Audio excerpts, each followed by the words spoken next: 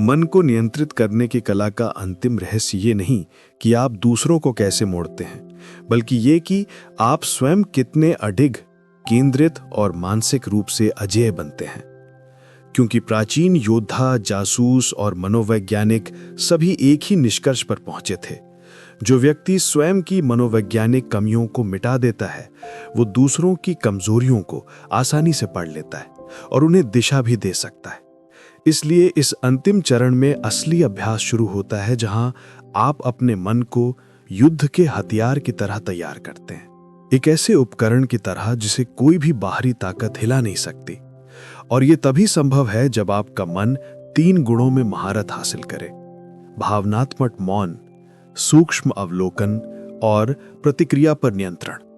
भावनात्मक मौन का अर्थ है कि कोई भी आपको उकसा ना सके, न गुस्से से, न डर से, न अहंकार से, क्योंकि उकसाना किसी भी मनोवैज्ञानिक युद्ध का पहला कदम होता है। दुश्मन पहले आपको हिलाना चाहता है ताकि आप अपनी मूल सोच छोड़ दें और भावनाओं से निर्णय लेने लगे। लेकिन जब आपका अंदरूनी मन शांत हो जाता है, तो सामने वाला चाहे कुछ भी बोले, आप उसकी ऊर्जा को अवशोषित नहीं करते, बल्कि उसे लौटाते हैं। और जब आप भावनाओं से मुक्त हो जाते हैं, तो आपको हर इंसान की असुरक्षा साफ साफ दिखने लगती है, क्योंकि वो अपनी हर हरकत, हर शब्द और हर नजर में अपनी मानसिक कमजोरी खोल देता है। और यही बिंदु आपको दूसरे गुण की ओर ले जाता है: सूक्ष्म अवलोकन। ये क्षमता आपको सामान्य मनुष्यों से अलग बना देती है, क्योंकि जहां कोई व्यक्ति सिर्फ शब्द सुनता है, वहां आप स्वर का कंपन, सांस की गति, पुतलियों की दिशा, उंगलियों की बेचैनी, पैरों की चाल, शरीर की कठोरता और माइक्रो एक्सप्रेशन पढ़ लेते हैं। और हर ये संकेत दूसरों के दिमाग के छुपे हुए हिस्से खोलते हैं। जब आप किसी को देखते हैं और तुरंत समझ लेते हैं कि वो झूठ बोल रहा है, दबाव में है, अस्थिर है या अत्यधिक उत्साहित है, तब आप उसके मन को पढ़ना ही नहीं, बल्कि उसे मोड़ना भी शुरू कर देते हैं। क्योंकि मनुष्य हमेशा अपनी मनःस्थिति के अनुसार निर्णय लेता है, ना कि तथ्यों के अनुसार। और जब आप उसकी मनःस्थिति को पहचान लेते हैं, तो आप उसके निर्णय भी नियंत्रित कर सकते हैं। लेकिन इस खेल का तीसरा मन को नियंत्रित करने की कला का अंतिम रहस्य ये नहीं कि आप दूसरों को कैसे मोड़ते हैं, बल्कि ये कि आप स्वयं कितने अडिग, केंद्रित और मानसिक रूप से अजेय बनते हैं।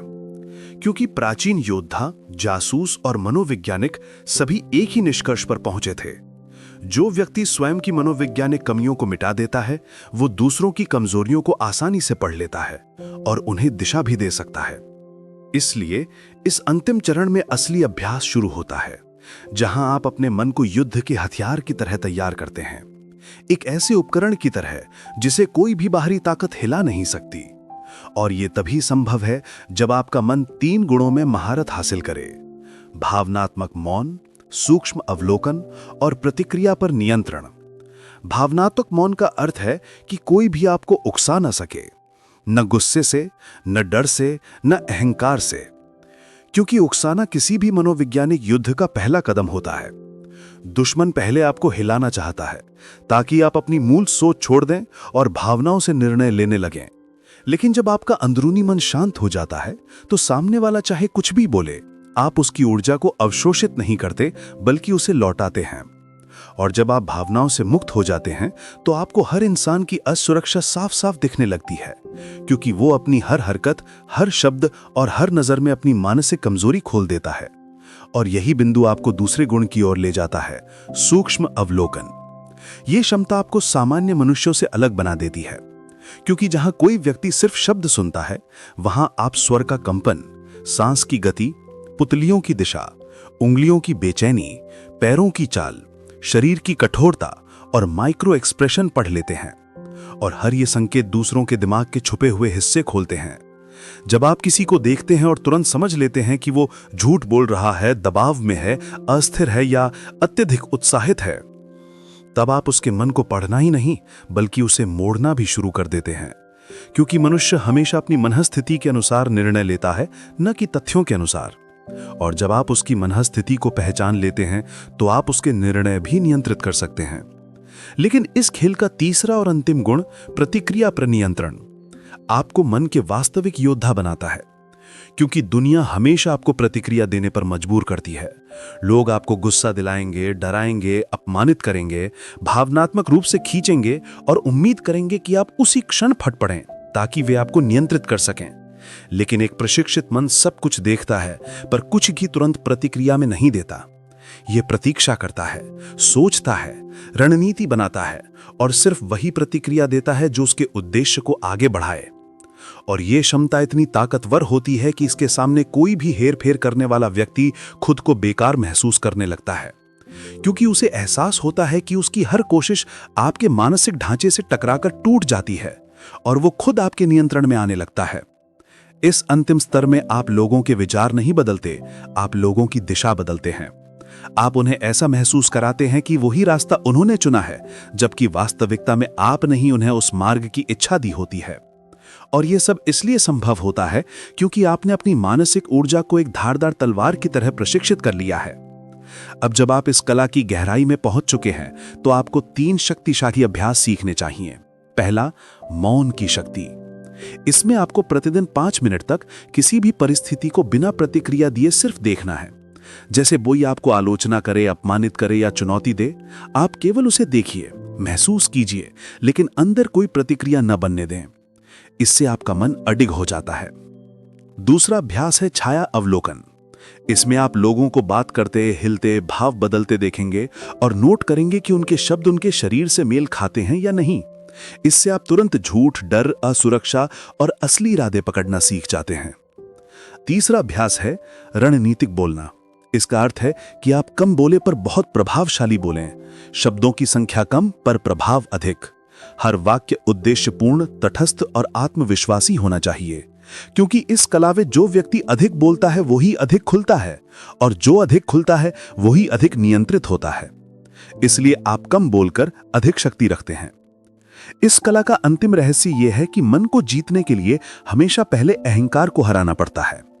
अहंकार आपको आसानी से उत्तेजित कर देता है, प्रतिक्रिया में ढकेल देता है और आपकी कमजोरी दूसरों को दिखा देता है। लेकिन जब आप अहंकार को शांत कर देते हैं, तो आप किसी के आगे झुकते नहीं, पर किसी के खिलाफ फैलते भी नहीं। आप स्थिर रहते हैं पर प्रभाव फैलाते हैं। आप शांत रहते हैं पर दिशाएं बदलते हैं। आप स्थिर पानी की तरह होते हैं, जो दिखने में शांत है पर गहराई में ताकत और प्रवाह रखता है। और यही वो बिंदु है जहां प्राचीन मन नियंत्रण की कला का असली सार जन्म लेता है। शक्ति बिना शोर के, प्रभाव बिना प्रतिरोध के और नियंत्रण बिना स्पर्श के। ये वो स्तर है जहां लोग आपको समझ नहीं पाते, पर आपकी बात मान लेते हैं। वे नहीं जानते कि आप क्यों शक्तिशाली हैं, पर आपकी उपस्थिति उन्हें निर्णायक लगती है। आपने मानसिक युद्ध नहीं जीता, आपने उसके नियम बदल चुके हैं। अब आप सिर्फ लोगों के व्यवहार को नहीं समझते, आप उनके व्यवहार के मूल कारण को समझते हैं। और जो व्यक्ति कारण समझ लेता है, वो परिणाम भी नियंत्रित कर लेता है। यही मन नियंत्रण का अंतिम द्वार है, जहां आपकी मानसिक शक्ति इतनी परिपक्व हो चुकी है कि अब आपको किसी तकनीक की नहीं, बल्कि केवल अपने मौन, अवलोकन और नियंत्रित प्रतिक्रिया की आवश्यकता होती है। क्योंकि अब आप सिर्फ मन नहीं पढ़ते, आप मन गाइड करते हैं। और यही असली जीत है। माइंड कंट्रोल का पहला सिद्धांत ये समझना है कि इंसान का मन असल में उतना मजबूत नहीं होता जितना वो सोचता है, बल्कि वो कई अदृश्य धागों से बंधा होता है, जिन्हें सही तकनीक से खींचो तो इंसान आपकी दिशा में मुड़ने लगता है। और यही वो कला है जिसे प्राचीन योद्धा, रणनीतिकार और मनोवैज्ञानिक युद्ध के उस्ताद इस्तेमाल करते थे। उनका मानना था कि किसी इंसान को हराने का सबसे आसान तरीका उसकी तलवार नहीं, बल्कि उसका दिमाग जीतना है। और दिमाग जीतने का पहला कदम है उसकी ध्यान शक्ति पर कब्जा करना, क्योंकि जिस चीज पर ध्यान जाता है वही उसकी सोच, उसके निर्णय और उसके व्यवहार को तय करती है। इसलिए माइंड कंट्रोल की शुरुआत हमेशा ध्यान की दिशा बदलने से होती है। चाहे सामने वाला कितना ही बुद्धिमान क्यों न हो, अगर उसका ध्यान आप नियंत्रित कर लो तो वो खुद ब खुद वही देखने, सोचने और मानने लगता है जो आप दिखाना चाहते हो। यही वजह है कि इतिहास के महान रणनीतिकारों ने हमेशा ये कहा कि लड़ाई जीतने से पहले दुश्मन का मन जीतना या तोड़ना जरूरी है। वे जानते थे कि इंसान तार्किक कम और भावनात्मक ज्यादा होता है, और इसी भावनात्मक हिस्से को निशाना बनाकर उसे निर्देशित किया जा सकता है। इसी सिद्धांत पर पहला अध्याय आधारित है, जिसमें बताया गया है कि मन को नियंत्रित करने के लिए आपको सामने वाले की 3 कमजोरियों को पहचानना होता है। नंबर 1 उसका डर, नंबर 2 उसकी इच्छा, नंबर 3 उसकी असुरक्षाएं। जो व्यक्ति इन तीनों को पढ़ लेता है वो किसी के भी व्यवहार को एक कठपुतली की तरह हिला सकता है। डर वो शक्ति है जो इंसान को भागने पर मजबूर करती है, और इच्छा वो शक्ति है जो इंसान को दौड़ने पर मजबूर करती है। लेकिन असुरक्षा वो धागा है जिससे इंसान सबसे आसानी से बनता है, क्योंकि जो व्यक्ति खुद को अधूरा या असुरक्षित महसूस करता है वो सबसे ज्यादा गाइडेंस, स्वीकृति और दिशा चाहता है। और इसी चाहत का सबसे ज्यादा फायदा वही लोग उठाते हैं जो मनोवैज्ञानिक युद्ध को समझते हैं। यही कारण है कि पहला सिद्धांत कहता है, इंसान को उसकी कमी दिखाओ और फिर उसी कमी का समाधान बनकर सामने आओ। जब आप किसी की समस्या की कुंजी बन जाते हो तो वो व्यक्ति खुद ब खुद आपके प्रभाव में आ जाता है। अगला सिद्धांत है कंफ्यूजन कंट्रोल, यानी उलझन पैदा करके नियंत्रण हासिल करना। दुनिया के सबसे पुराने मनोवैज्ञानिक वॉरफेयर टेक्निक्स में यह नियम सबसे शक्तिशाली माना गया है, क्योंकि जब दिमाग उलझ जाता है तो वो क्लैरिटी खोजता है, और क्लैरिटी वही व्यक्ति देता है जिसे आप चाहें। दिमाग उलझे तो इंसान सुझाव नहीं बल्कि दिशा चाहता है, और दिशा वही स्वीकार करता है जिसे वो सबसे स्थिर, शांत और आत्मविश्वासी देखता है। इसलिए माइंड कंट्रोल का पहला मंत्र यह है कि आप खुद को कितना शांत, अविचल और निश्चित दिखाते हो, क्योंकि सामने वाला वही ऊर्जा कॉपी करता है जो उसे दिखाई जाती है। इसके बाद अध्याय बताता है कि मन को नियंत्रित करने का सबसे पुराना हथियार है साइलेंस, यानी रणनीतिक मौन।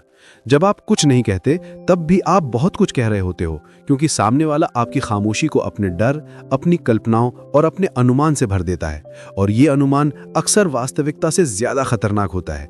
इतिहास में कई युद्ध बिना तलवार उठाए केवल मनोवैज्ञानिक मौन से जीते गए हैं।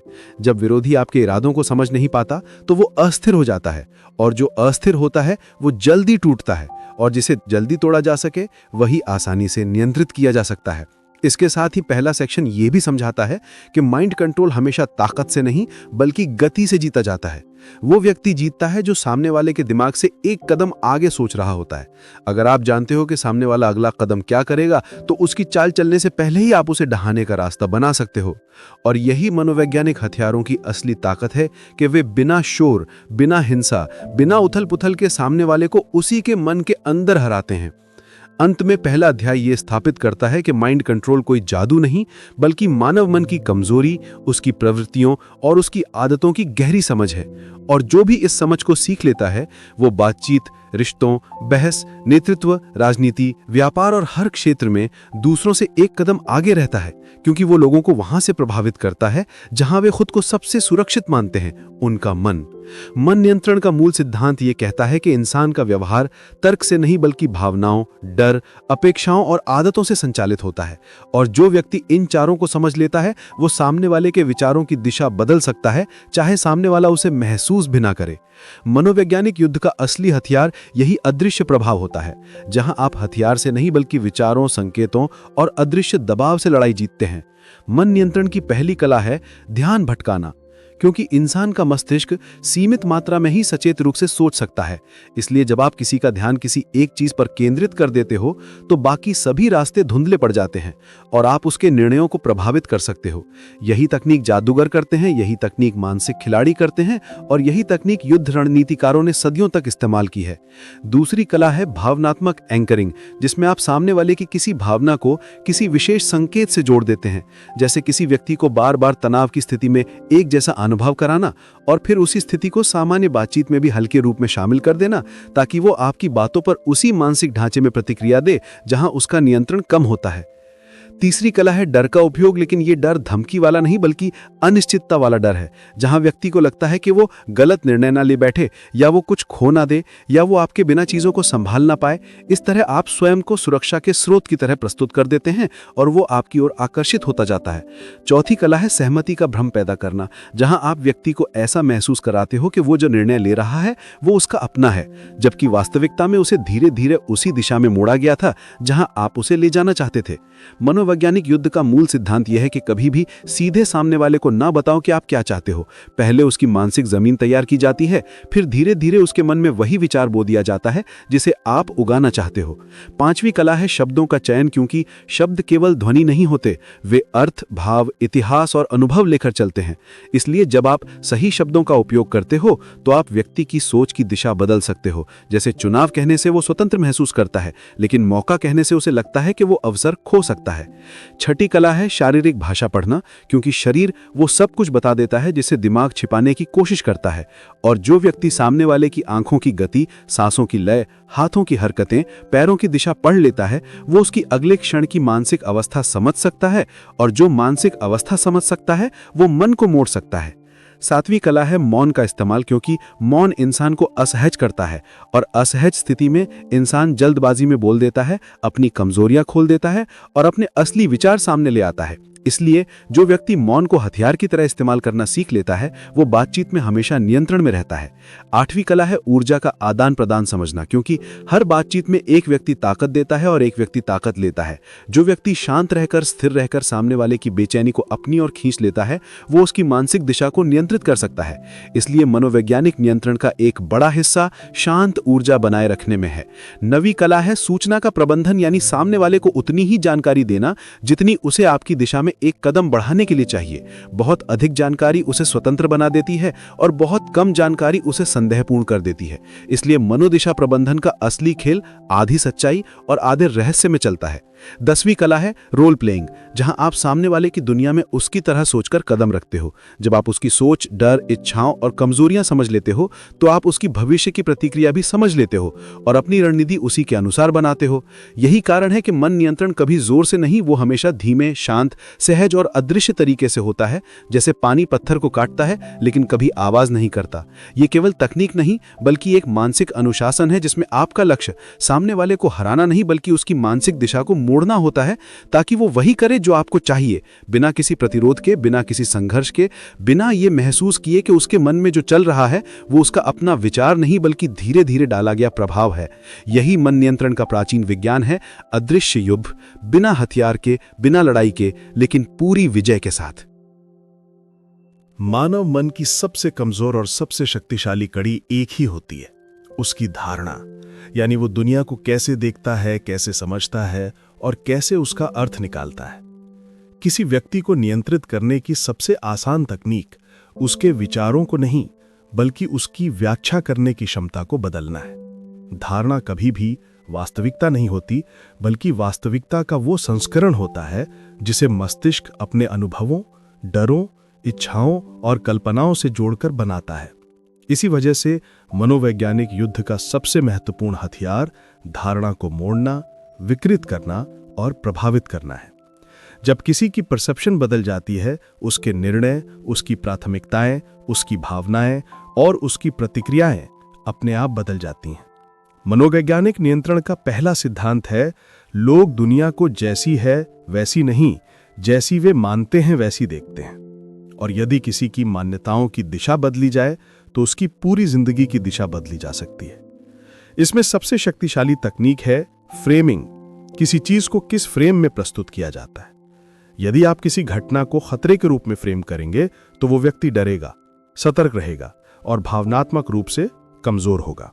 यदि आप उसी घटना को अवसर के रूप में फ्रेम करेंगे तो वही व्यक्ति उत्साहित होगा, आशावादी बनेगा और अधिक सहयोगी बनेगा। असली नियंत्रण घटना में नहीं बल्कि घटना की व्याख्या में है। दूसरी तकनीक है प्राइमिंग। मन में अनजाने में ऐसे संकेत भर देना जो बाद में उसकी प्रतिक्रिया तय कर दें। जब किसी को बार बार खतरा, सावधान, जोखिम, विश्वासघात जैसे शब्द सुनाए जाएं तो उसके दिमाग में सुरक्षा की चाह पड़ जाती है और वो किसी ऐसे व्यक्ति का अनुसरण करने लगता है जो उसे सुरक्षा देने का दावा करता है। इसी तरह यदि किसी को शांति, नेतृत्व, विजय, सम्मान जैसे शब्दों के वातावरण में रखा जाए तो वही व्यक्ति अधिक आत्मविश्वासी, अनुशासित और नियंत्रित बनेगा। ये नियंत्रण इतना सटल होता है कि व्यक्ति को लगता है कि वो अपने विचार खुद बना रहा है, जबकि वास्तविकता में वे विचार उसे पहले ही बीज की तरह दिमाग में डाल दिए गए थे। तीसरी तकनीक है सेलेक्टिव इंफॉर्मेशन। किसे क्या बताया जाए और क्या छुपाया जाए, इससे उसकी परसेप्शन पर पूर्ण नियंत्रण पाया जा सकता है। मानव मस्तिष्क हमेशा अधूरी जानकारी के आधार पर निष्कर्ष बनाता है। यदि उसे सिर्फ 40% सच दिया जाए तो वो शेष 60% खुद बना लेता है। और यहीं से मनोवैज्ञानिक नियंत्रण सबसे गहरा होता है। एक नियंत्रक व्यक्ति हमेशा दो तरह की जानकारी बांटता है, जो उसके लक्ष्य के लिए फायदेमंद हो और जो दूसरे व्यक्ति के निर्णयों को उसके अनुसार मोड़ दे। चौथी तकनीक है एंकरिंग। किसी व्यक्ति को एक प्रारंभिक संदर्भ दे देना ताकि आगे उसकी सारी तुलना उसी के आधार पर हो। उदाहरण के लिए, यदि किसी को पहले अत्यंत कठिन काम दिखाया जाए तो फिर सामान्य काम उसे बहुत आसान लगेगा। यह तकनीक एंशिएंट रणनीतिकारों से लेकर आधुनिक मार्केटिंग तक में उपयोग होती है। उदाहरण के लिए, यदि किसी सैनिक को पहले दिखाया जाए कि दुश्मन अत्यंत शक्तिशाली है, तो बाद में जब उसे थोड़ा कमजोर हिस्सा दिखाया जाएगा तो उसे लगेगा कि वो प्रयास से जीत सकता है और वो अंध उत्साह से युद्ध में कूद पड़ेगा। इसी प्रकार रिलेशनशिप में पावर हंग्री लोग पहले व्यक्ति को इमोशनल रोलर कोस्टर पर डालते हैं। पहले अत्यधिक हार्श व्यवहार, फिर अचानक दया, फिर हार्श, फिर दया, ताकि व्यक्ति धीरे धीरे उसी हार्श स्टैंडर्ड को नॉर्मल मानने लगे। पांचवी तकनीक है मिररिंग। सामने वाले व्यक्ति के जेस्चर्स, टोन और थिंकिंग पैटर्न को थोड़े सटल तरीके से कॉपी करना। इससे सामने वाले को लगता है कि ये व्यक्ति वैसा ही है जैसा मैं हूं, और इस भावना से प्राकृतिक विश्वास पैदा होता है। विश्वास पैदा होते ही परसेप्शन बदलने का दरवाजा खुल जाता है। ये तकनीक एंशिएंट जासूसी प्रणालियों में एक प्रमुख आधार थी।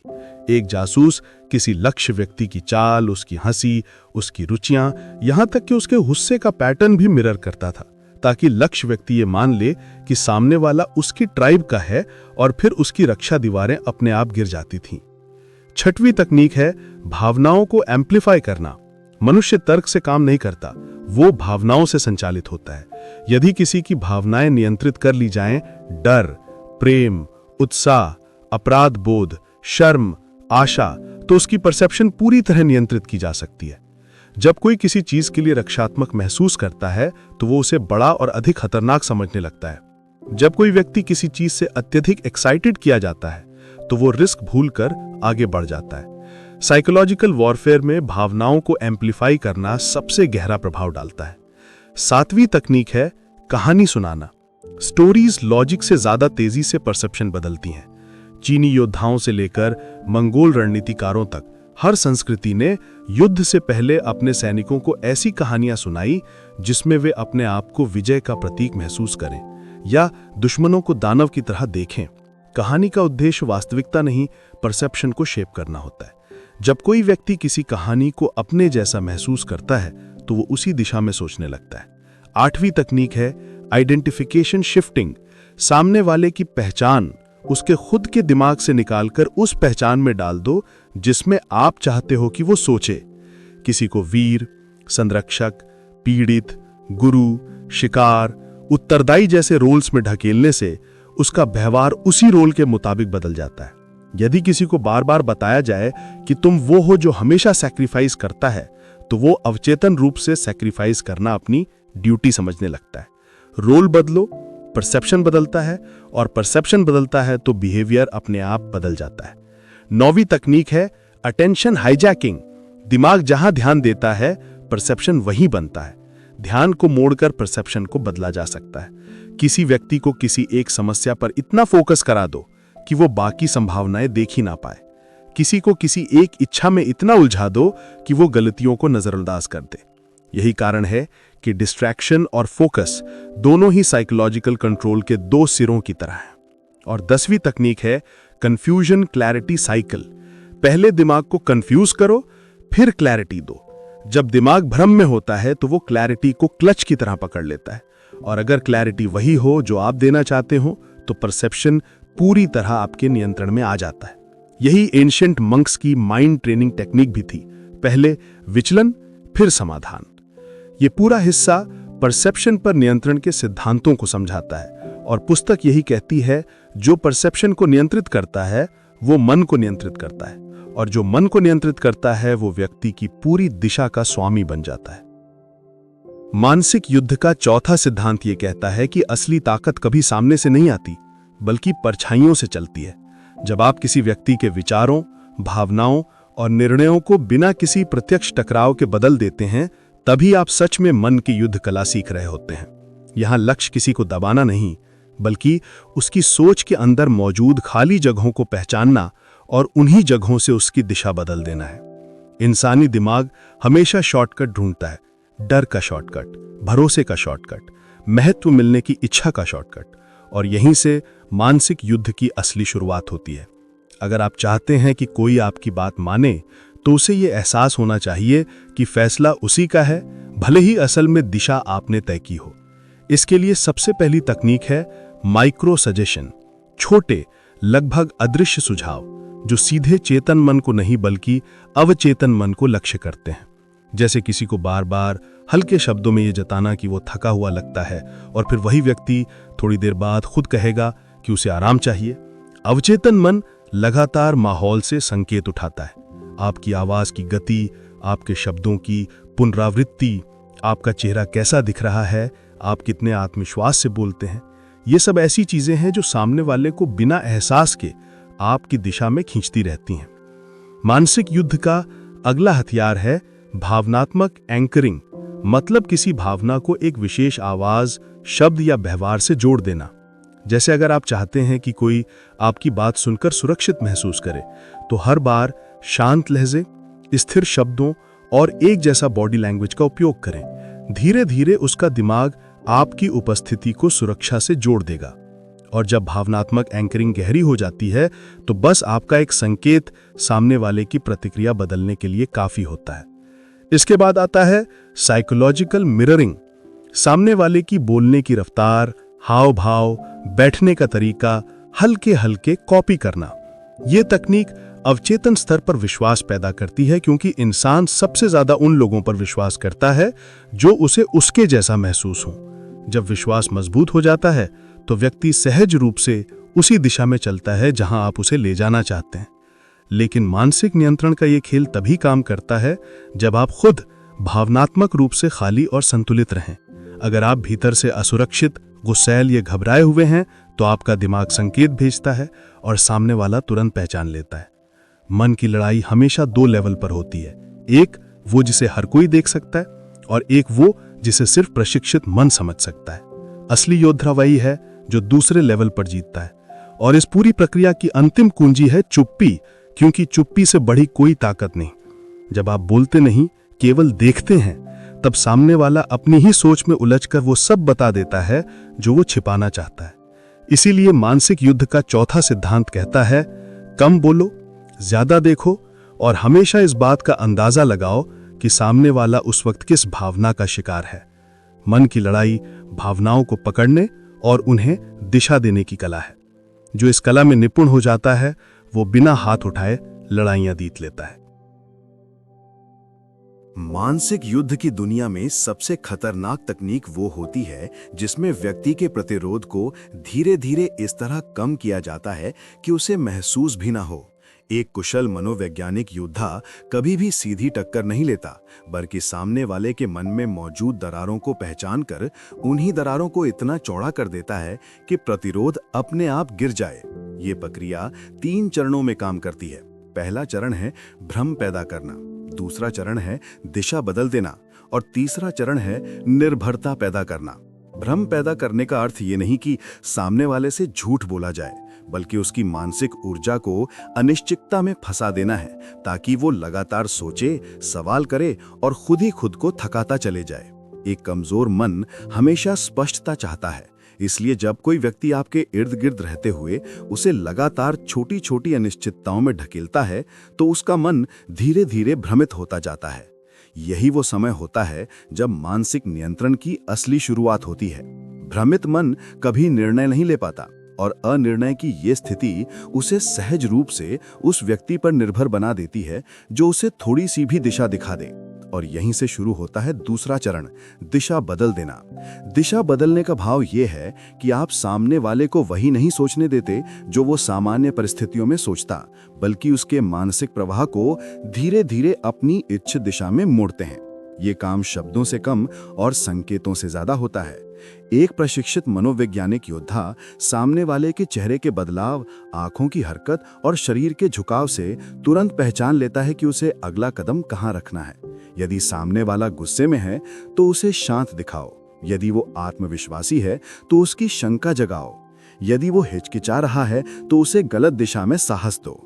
मानसिक युद्ध में जीत ये नहीं कि आप सामने वाले को हर आदेश मानने पर मजबूर कर दें, बल्कि ये है कि आप उसकी सोच के रास्ते इतने धीरे धीरे बदल दें कि उसे पता ही ना चले कि उसके निर्णय अब उसके अपने नहीं रहे। इस चरण का खेल बेहद महीन होता है, जैसे पानी की धारा चट्टान को काटती नहीं बल्कि सालों में धीरे धीरे गढ़ती है। दिशा बदलने के बाद आता है तीसरा और सबसे निर्णायक चरण, निर्भरता। और यही वो बिंदु है जहां सबसे अधिक नियंत्रण संभव होता है। निर्भरता का अर्थ ये नहीं कि सामने वाला आपसे कमजोर है, बल्कि ये कि वो अपने मानसिक संतुलन के लिए अनजाने में आप पर भरोसा करने लगे। उदाहरण के लिए, यदि किसी व्यक्ति को लगातार ये महसूस कराया जाए कि उसे समस्याओं में सबसे पहले वही व्यक्ति समझता है जिसने उस पर नियंत्रण करना है, तो कुछ ही समय में उसका दिमाग ये मान लेता है कि उसकी भावनाओं का समाधान उसी के पास है। धीरे धीरे ये आदत बन जाती है और आदत ही नियंत्रण का सबसे शक्तिशाली रूप है। मनोवैज्ञानिक युद्ध में इस निर्भरता को बनाने के लिए दो साधन सबसे प्रभावी माने जाते हैं, भावनात्मक प्रतिबिंबन और सूक्ष्म मान्यता। भावनात्मक प्रतिबिंबन का मतलब है कि आप सामने वाले की भावनाओं को उसी तरह दर्शाते हैं जैसे दर्पण प्रतिबिंब दिखाता है। जब वो उदास हो तो आप भी थोड़ा उदास स्वर में बात करें, जब वो उत्साहित हो तो उसकी गति से मेल खाएं, जब वो उलझा हुआ हो तो आप भी उसी उलझन को समझते हुए प्रतिक्रिया दें। इससे उसे ये भ्रम होता है कि उसे आखिरकार कोई मिला है जो उसे पूर्ण रूप से समझता है। ये समझे जाने का भ्रम ही मन को बांधता है और नियंत्रण को स्थिर करता है। इसके बाद आती है सूक्ष्म मान्यता, यानी छोटी छोटी तारीफें, छोटे छोटे सहमति के संकेत और बीच बीच में उसके फैसलों को सही बताने की कला। ये सारी चीजें मिलकर सामने वाले की मनोवैज्ञानिक सुरक्षा उस व्यक्ति से जोड़ देती हैं जो ये सब कर रहा हो। यही मनोवैज्ञानिक सुरक्षा आगे चलकर निर्भरता बन जाती है। जब व्यक्ति किसी पर भावनात्मक रूप से निर्भर हो जाता है तो उसका प्रतिरोध स्वतः ही कम होने लगता है और यही मानसिक नियंत्रण की चरम स्थिति प्राप्त होती है, जिसमें आदेश देना भी नहीं पड़ता, संकेत ही काफी होते हैं। इस चरण में सामने वाला व्यक्ति खुद ही आपकी सोच के अनुरूप कार्य करने लगता है। वो अपने निर्णयों को स्वतंत्र समझता है, जबकि वास्तव में उसके चुनाव आपकी तरंगों से संचालित होते हैं। ये नियंत्रण हिंसा से नहीं, बल्कि मन के दरवाजों को बिना आवाज खोले भीतर प्रवेश करने से हासिल होता है। ऐसा नियंत्रण लंबे समय तक रहता है और टूटना मुश्किल होता है, क्योंकि ये अदृश्य होता है। सामने वाला व्यक्ति अक्सर ये मानने को भी तैयार नहीं होता कि वो किसी मानसिक प्रभाव के अधीन है, क्योंकि उसकी सोच उसे बिल्कुल प्राकृतिक लगती है। यही वो कला है जो मानसिक युद्ध को दुनिया की सबसे खतरनाक शक्ति बना देती है। मानसिक प्रतिरोध को उसी के भीतर से खोलकर बाहर निकाल देना ही असली जीत है, और यही इस तकनीक का सार है। विरोध को खत्म करो, नियंत्रण अपने आप शुरू हो जाएगा। मन को नियंत्रित करने की प्राचीन कला में सबसे खतरनाक लेकिन प्रभावी सिद्धांत है दूसरे व्यक्ति की चेतना को धीरे धीरे उसकी ही भावनाओं, भय और इच्छाओं के माध्यम से अपने इशारों पर चलाना। यह हमला बाहरी नहीं, अंदर से होता है, जहां इंसान को यकीन भी नहीं होता कि उसके विचार वास्तव में उसके अपने हैं या किसी और द्वारा डाले गए हैं। इस कला का मूल सूत्र कहता है कि जिस व्यक्ति की भावनाएं अस्थिर हों, उसका मन हेरफेर के लिए सबसे उर्वर जमीन होता है। इसलिए मनोवैज्ञानिक योद्धा सबसे पहले लक्ष्य के जीवन में भावनात्मक असंतुलन ढूंढता है। असुरक्षा, गुस्सा, अकेलापन, मान्यता की भूख या फिर नियंत्रण खो देने का डर, और फिर उन्हीं कमजोरियों को हथियार बनाता है। जब इंसान भावुक होता है, वो तर्क से नहीं, प्रवृत्ति से निर्णय लेता है। इसी क्षण मन नियंत्रण आसान हो जाता है। इसके बाद दूसरा कदम है सोच का बोझ बढ़ा देना, ताकि लक्ष्य स्पष्ट रूप से सोचने की क्षमता खो दे। जितना अधिक व्यक्ति मानसिक रूप से थका होगा, वो उतनी जल्दी किसी भी बाहरी विचार को सच मान लेगा। यही कारण है कि इतिहास के महान मानसिक रणनीतिकार हमेशा अपने शिकार को भ्रम, शोर, अनिश्चितता और लगातार तनाव की स्थिति में रखते थे, ताकि वो धीरे धीरे अपनी प्राकृतिक निर्णय क्षमता खो दे। तीसरा सिद्धांत है सूचना का सीमित प्रवाह, जब आप एक व्यक्ति को कुछ चुनिंदा तथ्य दिखाते हैं और कुछ छुपा देते हैं, तो वो उसी अधूरी तस्वीर को पूरा करने के लिए आपके संकेतों पर निर्भर हो जाता है। यही साइकोलॉजिकल फ्रेमिंग कहलाता है, जहां आप किसी की पूरी दुनिया देखने की दिशा तय कर देते हैं। चौथा सिद्धांत है दिमाग को बार बार संकेत देना। मन जितनी बार किसी विचार से टकराता है, उतनी जल्दी उसे सच मानने लगता है, चाहे वो डर हो, भरोसा हो, संदेह हो या निष्ठा। दोहराव मन की दीवारों को कमजोर करता है और विचार अंदर उतर जाता है। पांचवा सिद्धांत है व्यक्ति को अपने ही चयन का भ्रम देना। जब आप उसे महसूस कराते हैं कि निर्णय उसने खुद लिया है, तो वो आपके प्रभाव को पहचान ही नहीं पाता, जबकि दिशा आपने ही तय की होती है। यही मैनिपुलेटिव ऑटोनॉमी कहलाती है और ये मनोवैज्ञानिक युद्ध का सबसे प्रमुख हथियार है। अंततः मन नियंत्रण का रहस्य ये नहीं कि आप किसी पर अपना नियंत्रण थोप दें, बल्कि ये कि आप उसे उसकी ही भावनाओं के माध्यम से उस राह पर ले जाएं जो आपके उद्देश्य के अनुरूप हो, और वो ये विश्वास करे कि ये सब उसका अपना निर्णय था। जब व्यक्ति ये मानने लगे कि आपके द्वारा डाली गई सोच उसकी अपनी है, तभी वास्तविक मनोवैज्ञानिक युद्ध सफल माना जाता है। मानसिक युद्ध में ट्रिगर पॉइंट्स की शक्ति। मानव मन को नियंत्रित करने की सबसे पुरानी और खतरनाक तकनीक है ट्रिगर पॉइंट्स को पहचानना और उन्हें सक्रिय करना। हर व्यक्ति के भीतर कुछ भावनात्मक स्विच होते हैं। गुस्सा, डर, शर्म, लालच, प्रशंसा की भूख, स्वीकारे जाने की चाह, अकेलेपन का डर। और मन का सबसे बड़ा योद्धा वो नहीं होता जो तलवार चलाना जानता है, बल्कि वो होता है जिसे पता हो कि किस इंसान की किस भावना को छूने से वो तुरंत कमजोर हो जाएगा। मनोवैज्ञानिक युद्ध में इसे इमोशनल ट्रिगरिंग कहा जाता है, और यही तकनीक किसी भी इंसान को बिना हथियार के जीतने का सबसे तेज तरीका मानी जाती है। जब भी आप किसी व्यक्ति से टकराते हैं, उसका पहला स्वाभाविक व्यवहार दिखता है, लेकिन असली कमजोरी उसके छिपे हुए ट्रिगर्स में होती है। जैसे कुछ लोग अपमान नहीं झेल पाते, कुछ लोग अनदेखा किए जाने से टूट जाते हैं, कुछ लोग प्रशंसा सुनकर तुरंत झुक जाते हैं, कुछ लोग डरावनी बातों से तुरंत आपके नियंत्रण में आ जाते हैं। और सबसे बड़ी बात यह कि व्यक्ति स्वयं नहीं जानता कि उसका ट्रिगर क्या है, लेकिन सामने वाला अगर समझदार हो तो वो उसे मिनटों में पहचान सकता है। ट्रिगर पॉइंट खोजने की कला में पहला नियम है इंसान क्या सबसे ज्यादा बचाने की कोशिश करता है। उसका ईगो, उसकी रेपुटेशन, उसका रिश्ता, उसकी आदतें, उसका कंफर्ट जोन। यही वो जगहें हैं जहां उसका मन सबसे ज्यादा संवेदनशील होता है। जब कोई व्यक्ति किसी बात पर अचानक बहुत जोर से रिएक्ट करता है, डिफेंसिव हो जाता है, चुप हो जाता है या जरूरत से ज्यादा जस्टिफाई करने लगता है, तभी समझ लीजिए कि आपने उसके ट्रिगर को छू दिया है, और यही वो बिंदु है जहां से नियंत्रण शुरू होता है। दूसरा नियम है ट्रिगर को एक्टिवेट करने का सही समय चुनना। अगर आप किसी व्यक्ति की भावनाओं को तब छूते हैं जब वो तनाव में हो, थका हो या अकेला हो, तो उसका दिमाग रक्षा नहीं कर पाता और वो आपकी दिशा में झुकने लगता है। ये बिल्कुल वैसे ही है जैसे गर्म लोहे को छोटा सा आघात देकर मनचाहा शेप दे देना। तीसरा नियम है ट्रिगर एक्टिवेट करके व्यक्ति को अपने नैरेटिव में खींचना। उदाहरण के लिए, यदि किसी व्यक्ति में वैलिडेशन की भूख है तो थोड़ी सी प्रशंसा उससे आपकी तरफ खींच लेगी। यदि कोई व्यक्ति गुस्से वाला है तो हल्की सी चुनौती उसके भीतर प्रतिक्रिया जगाकर उसे प्रिडिक्टेबल बना देगी। यदि कोई व्यक्ति इनसिक्योर है तो एश्योरेंस देकर आप उसे मानसिक रूप से डिपेंडेंट बना सकते हैं। मनोवैज्ञानिक युद्ध का मूल सिद्धांत यही है, व्यक्ति को उसकी ही भावनाओं के विरुद्ध इस्तेमाल करना। चौथा नियम है व्यक्ति के ट्रिगर को बार बार रीइंफोर्स करना ताकि वो आपके इन्फ्लुएंस में स्थायी रूप से आ जाए। ये उसी तरह है जैसे कोई हिप्नोटिस्ट पहले पैटर्न सेट करता है, फिर उसे रिपीटेशन से गहराई देता है। जब आप किसी व्यक्ति को उतनी बार ट्रिगर करते हैं कि उसका सबकॉन्शियस आपके पैटर्न को पहचानने लगता है, तब वो बिना सोचे आपकी दिशा में डिसीजंस लेने लगता है, और यही असली माइंड कंट्रोल है। पांचवा नियम है ट्रिगर एक्टिवेट करते समय सटल रहना। अगर व्यक्ति को यह एहसास हो जाए कि आप उसकी भावनाओं से खेल रहे हैं, तो वो या तो डिफेंसिव हो जाएगा या विद्रोही। माइंड कंट्रोल कभी भी तेज आवाज वाला विज्ञान नहीं है, ये फुसफुसाहट की तरह है, धीमा, मुलायम, पर भीतर तक बैठ जाने वाला। छठा नियम है रिवर्स साइकोलॉजी का इस्तेमाल करके ट्रिगर को मैनिपुलेट करना। उदाहरण के लिए, अगर सामने वाला किसी बात को बहुत चाहता है तो आप वही बात हल्की सी मना कर दें। उसका माइंड आपकी ना को मानसिक चैलेंज समझकर आपके जाल में फंस जाएगा। इसी तरह अगर कोई व्यक्ति किसी चीज पर बहुत प्राउड है तो आप उस बात को हल्का सा डाउट कर दें, वो उसे प्रूव करने के चक्कर में आपकी दिशा में सोचने लगेगा। 7वां नियम है ट्रिगर का इस्तेमाल करके व्यक्ति के निर्णयों को इन्फ्लुएंस करना। कोई भी इंसान न्यूट्रल होकर निर्णय नहीं लेता, उसका हर निर्णय उसके इमोशनल ट्रिगर से प्रभावित होता है। आप उसका ट्रिगर एक्टिवेट करके उसे वो निर्णय दिला सकते हैं जो आपको चाहिए, बिना उसे महसूस कराए कि ये निर्णय उसका नहीं आपका है। 8वां नियम है दूरी बनाकर नियंत्रण।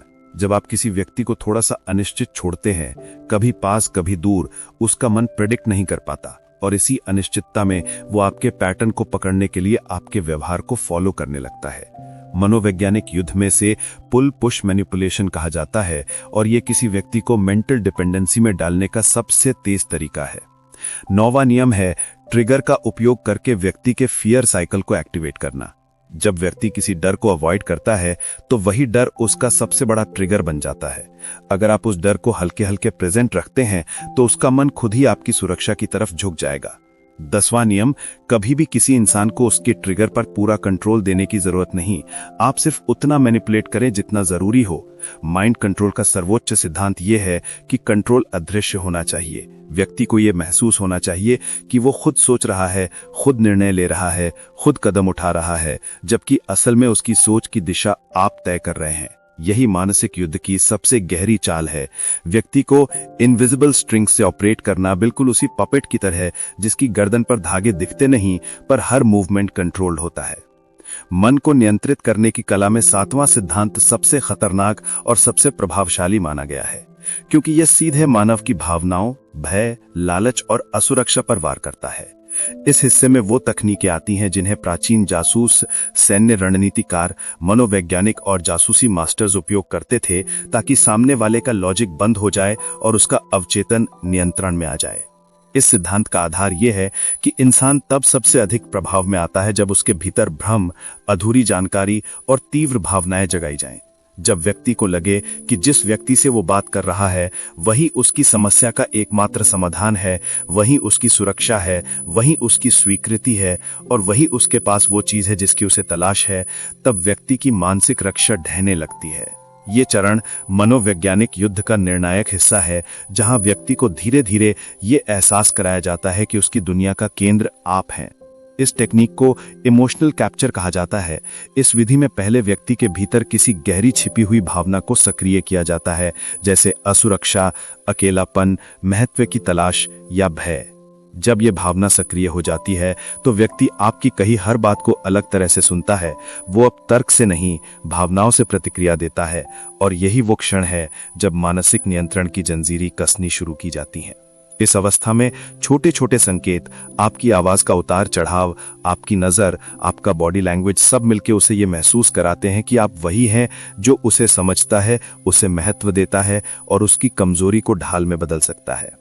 प्राचीन जासूस इस टेक्निक का उपयोग दुश्मन सैनिकों से जानकारी निकालने, नेताओं के मन को प्रभावित करने और लोगों को अपने एजेंडे की दिशा में मोड़ने के लिए करते थे। किसी भी व्यक्ति का मन तब सबसे ज्यादा खोला जा सकता है जब उसे लगे कि सामने वाला उसकी गहरी भावनाओं को समझता है। इस चरण में आप सामने वाले की सबसे छोटी प्रतिक्रियाओं का भी निरीक्षण करते हैं। कौन सा शब्द उसे चुभता है, कौन सा शब्द उसे सुकून देता है, क्या चीज उसे प्रेरित करती है, क्या चीज उसे तोड़ती है। यही डेटा आगे के नियंत्रण की नींव बनता है। इसके बाद आता है भावनात्मक एंकरिंग, यानी आप व्यक्ति की किसी महत्वपूर्ण भावना को किसी विशेष शब्द, आवाज, संकेत या उपस्थिति से जोड़ देते हैं। जैसे ही आप वो संकेत दोहराते हैं, उस व्यक्ति की वही भावना फिर सक्रिय हो जाती है, जिससे वो सीधे आपके प्रभाव में आ जाता है। इस टेक्निक का उपयोग आधुनिक मार्केटिंग, राजनीति, धार्मिक प्रभाव, रिश्तों और नेतृत्व के क्षेत्र में किया जाता है।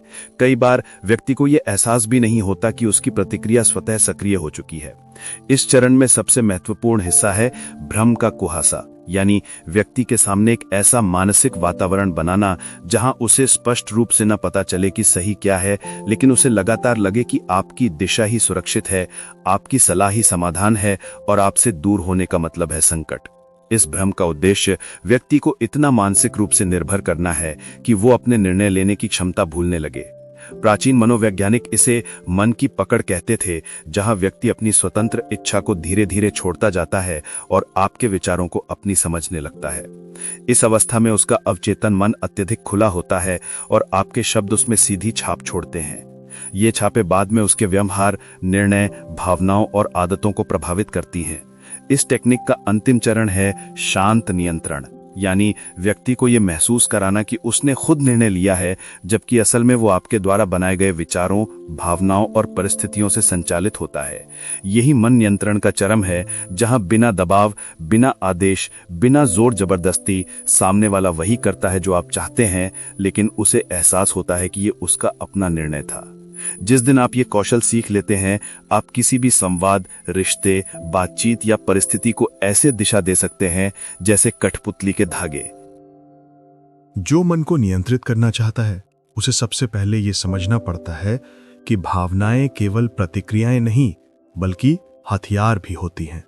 और जिसने अपनी भावनाओं को पकड़ लिया, उसने सामने वाले की भावनाओं पर भी असर डालने की क्षमता पाली।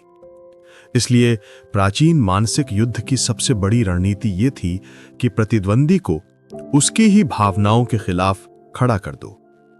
उसे गुस्से में डालो तो वो गलत फैसले लेगा, उसे डराओ तो वो सावधानी खो देगा, उसे शर्मिंदा करो तो वो खुद को साबित करने की जल्दी में गलती करेगा।